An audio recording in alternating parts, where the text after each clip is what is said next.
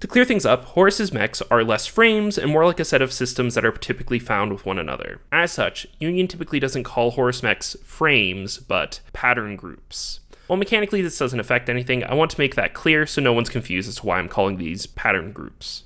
Balor is a swarm of bees congealed into a pattern group that works as both a striker and a defender. The design is evocative of a Balor, and you can see its fire-like nanites, its whip, and its gun right there in the design. You'll notice that the naming scheme for Horus tends to be focused on mythical creatures, typically from D&D. The Balor stats tell the story you would expect from a striker defender. Decent defensive stats, strong health totals, not inert, but not fast either. You might look at these and consider everything alright, until you notice its complete lack of an armor stat. You would think for something that's a defender, it would have some sort of protection from straight damage. To find the damage mitigation, we need to look at its frame traits, specifically regeneration and self-perpetuating.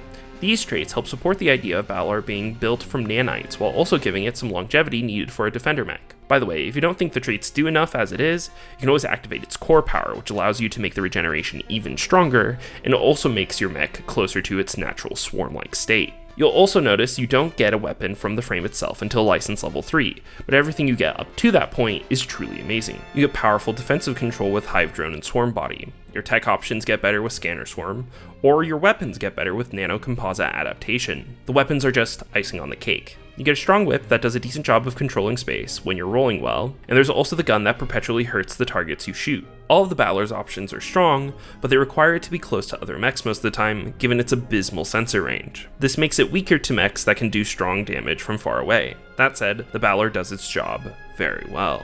This is the book's introduction to Horus mechs, and it's a beast of a pattern group. You get this strong sense of how Horus subverts some of the understood dynamics so far. No other manufacturer focuses on nanites in this way. It's also a mech dripping with flavor in a lot of areas where I think other mechs can sometimes struggle. It has a strong theme and a strong set of options, which makes it a great mech in my books.